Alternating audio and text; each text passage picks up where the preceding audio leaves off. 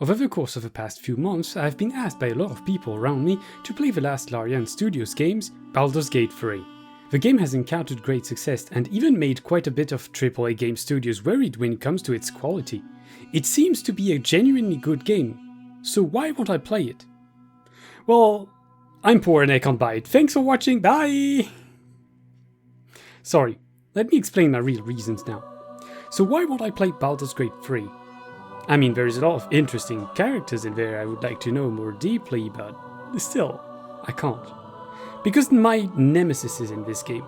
Something that has been haunting me for years now, and that I can't even look at. Dices. I have horrible luck with randomness in general. Over the years, this has just become a joke. I've come to despise tabletop games like Monopoly just because even by sneakily stealing millions from the bank, I always end up broke and out of the game. For whatever reason, whenever a dice is involved in a game, I will always end up losing. That is the main reason why I fucking despise Monopoly. And I will hop out of the life of whoever wants me to play this fucking game. Excuse me. Let's get back to it. The RPG genre of video games that I love so much is of course inspired by role-play tabletop games, the most famous one being D&D, and because of it they inherited a lot of features coming from there. One of the core mechanics of tabletop games revolves around using a dice to evaluate the success of a player's action. In video games this is mostly replaced by some form of skill expression like dodging or aiming, for example. It can be replaced by a pure stat check, but some mechanics generally still are ruled by a virtual dice. Baldur's Gate being in the universe of D&D, it is the most direct modern descendant of tabletop RPGs. As such, it incorporates lots of elements directly picked from its paper ancestor.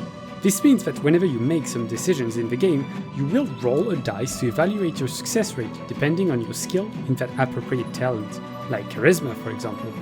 A lot of modern RPGs have chosen to completely remove the randomness of skill checks. If you look at the Mass Effect games for example, the result of Paragon and Renegade choices is only dictated by your level in one of these alignments. The more you make Paragon choices, the more you will be able to make Paragon choices in the future. All of it is dictated by a threshold you must reach by your actions in-game. There is no randomness in it, you just need to reach a threshold. In Baldur's Gate, having the right amount of charisma does not guarantee a success, it just increases your chance of a successful roll. That is something I sadly cannot appreciate. It seems that I am not the only one, by the way, because even a lot of people who play the game admit that they do not always accept the result of these random rolls. It has become kind of a meme about the game that a lot of players simply reload their save whenever they do not like the result of a roll. That to me asks a real question. If players abuse the quick load system to avoid the consequences of a game mechanic, is this game mechanic really necessary? But to be perfectly frank, I do not think Larian Studios should remove the random dice mechanic. First of all, I respect their creative liberty and simply accept that this system is something I simply do not like.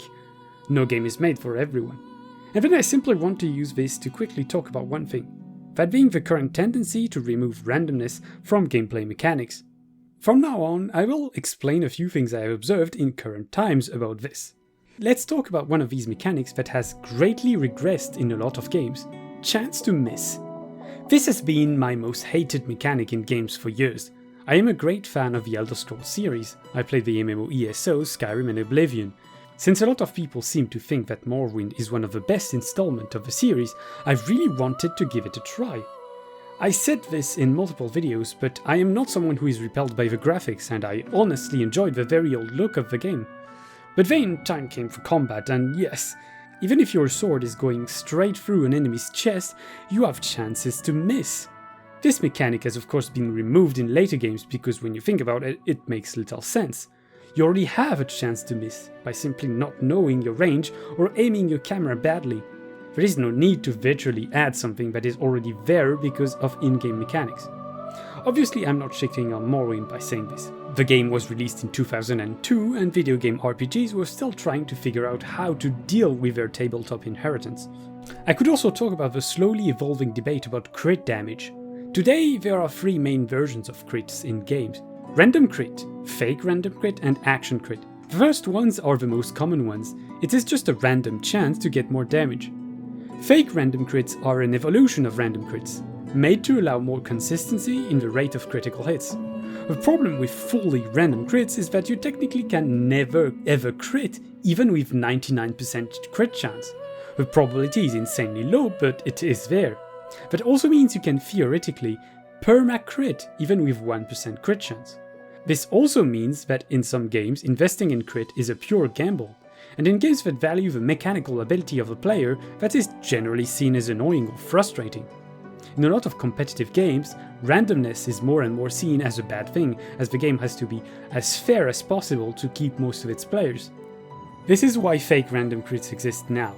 Instead of doing fully independent rolls, every time you hit, your chance to critical hit will increase with each hit until you crit. This means that if you have 50% crit, you will always crit 50 times out of 100. This reduces the randomness of things and is seen as better suited for competitive environments.